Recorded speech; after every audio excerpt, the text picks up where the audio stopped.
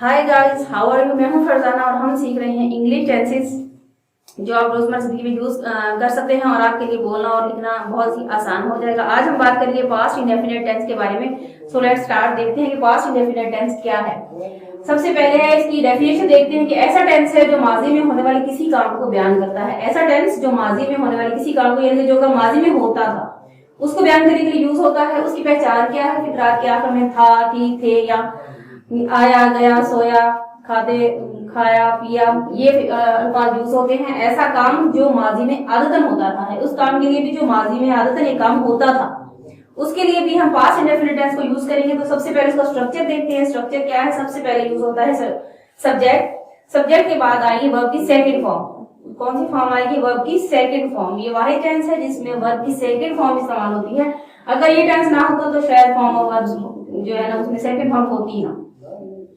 उसके बाद देखते हैं कि इसका सेंटेंसेस क्या है। सिंपल सेंटेंस सबसे पहले देखते हैं। अली ने नाश्ता किया। अली ने नाश्ता किया, अली। अब उसके बाद आ जाएगी सेकंड फॉर्म। वर्ब की सेकंड फॉर्म आ जाएगी टेक। टेक की जगह टुक लगाएंगे हम। Ali took his breakfast. Ali took his breakfast. Second sentence है हमारे पास। मैंने सवाल हल किया। मैंने सवाल हल किया। I solve the sum. Second form आ जाएगी I solve the some.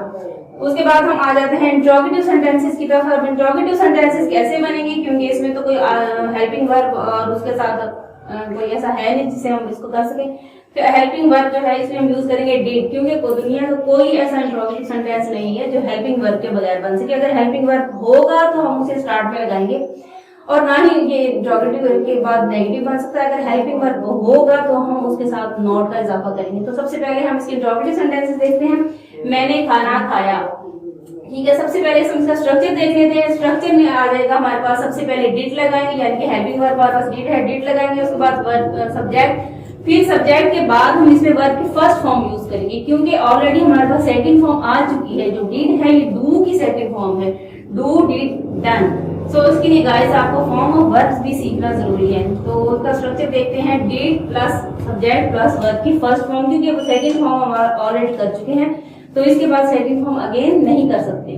Sentence है इसका। क्या मैंने खाना खाया। क्या मैंने खाना खाया। डिड आई ईट। अब डिड हमारे पास सेकंड फॉर्म है। डिड आई ईट, ईट हमारे पास फर्स्ट फॉर्म आ जाएगी। Did I eat food. क्या मैंने खाना खाया। उसके बाद आ जाएगा क्या तुम सोए।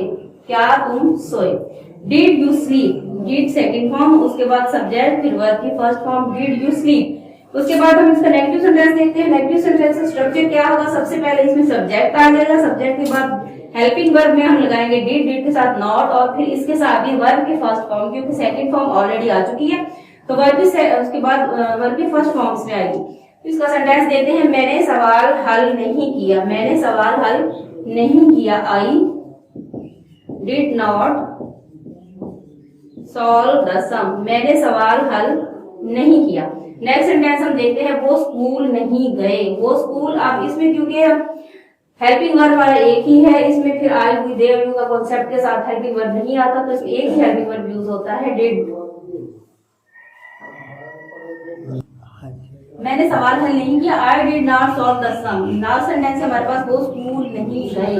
दे did not go to school. अब इसमें क्योंकि हमारे पास एक ही हेल्पिंग वर्ब यूज होता है, जिसमें आई हुई दे यू का कॉन्सेप्ट कोई वो नहीं है तो उसके लिए सिर्फ डिड ही हम इस्तेमाल करेंगे। तो डिड के साथ यानी कि कोई भी हमारे पास सब्जेक्ट आ जाए तो उसके हम डिड ही यूज करेंगे। तो दे डिड नॉट वर्ब की first form go to school. They did not go to school.